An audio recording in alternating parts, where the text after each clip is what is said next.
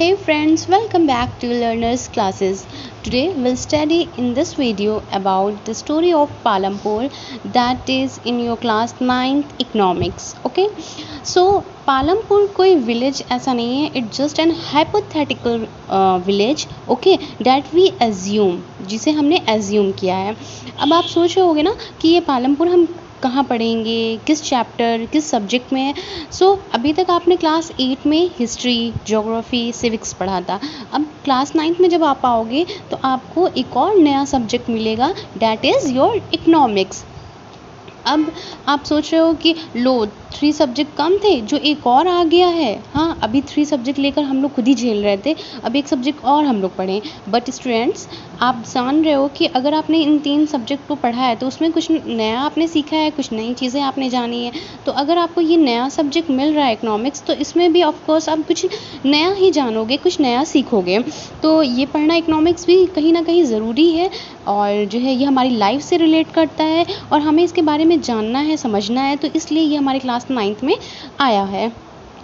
Economics क्या है, अभी हम देखते हैं. पहले हिस्ट्री में हमने देखिए राजा महाराजा के बारे में पढ़ा, सिविक्स में हमने कंट्री के बारे में जाना, पॉलिटिक्स के बारे में जाना, ज्योग्राफी में हमने ब्रॉड लेवल पर, तो ज्योग्राफी में हम वुमेन की भी स्टडी करते हैं, बट मेनली हम ग्लोबल स्टडी करते हैं ज्योग्राफी में. इकोनॉमिक्स में हम मॉनेटरी टर्म्स से रिलेटेड जो चीज़ें हैं उन्हें हम पढ़ेंगे.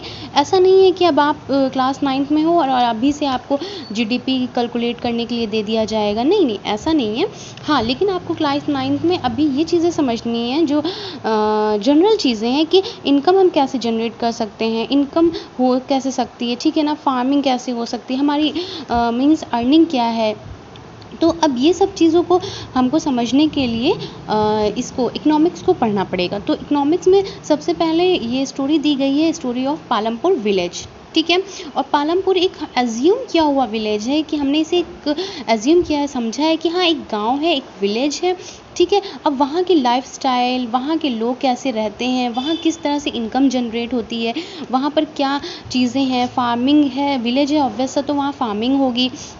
तो इन सब चीज़ों को हम पढ़ेंगे और उसको हम पूरी कंट्री के को मतलब इंक्लूड करके ही पढ़ेंगे कि हाँ इस तरह से पूरी कंट्री में चीज़ें होती हैं. अब पालमपुर जो है एक अजीम किया हुआ विलेज है, ठीक है. अब हम ये सोच रहे हैं कि हम पालमपुर के बारे में क्यों पढ़ रहे हैं, तो हम पालमपुर के बारे में इसलिए पढ़ रहे हैं ताकि हमको कॉन्सेप्ट समझ में आए प्रोडक्शन का एंड उससे रिलेटेड स्टोरीज़, ठीक है. अब पालमपुर क्या है, ये एक वेल कनेक्टेड विलेज है. मीन्स कि पालमपुर एक ऐसा विलेज है, ये ऐसा नहीं है कि किसी हिल स्टेशन पे बहुत छोटा सा गांव ऐसे मतलब है, कोई कनेक्शन नहीं है, नहीं ऐसा नहीं है. पालमपुर एक वेल कनेक्टेड विलेज है जो रायगंज और शाहपुर के बीच में है, ठीक है. मीन्स कि रायगंज और शाहपुर की जो रोड है वो इस विलेज से कनेक्ट है. तो अब इन दो और ऐसा है कि यहाँ पर जो है आपको ट्रांसपोर्टेशंस के भी सिस्टम मिलते हैं. हाँ, और यहाँ पर फार्मिंग होती है. यहाँ 450 फैमिलीज़ रहती हैं, ठीक है, जो कि डिफरेंट कास्ट की हैं. तो यहाँ पे 80 अपर कास्ट हैं, ठीक है ना, जिनके पास लैंड ज़्यादा है, और जो लोअर कास्ट हैं, ठीक है ना, एससी, तो उसमें से दलित हैं जो बहुत गांव के एक छोटे से हिस्से में रहते हैं. अब यहाँ पर इलेक्ट्रिसिटी भी है, और मेन सोर्स यहाँ का फार्मिंग है. अब इलेक्ट्रिसिटी है, यहाँ पर 2 प्राइमरी स्कूल्स हैं, एक हाई स्कूल है, प्राइमरी हेल्थ केयर है.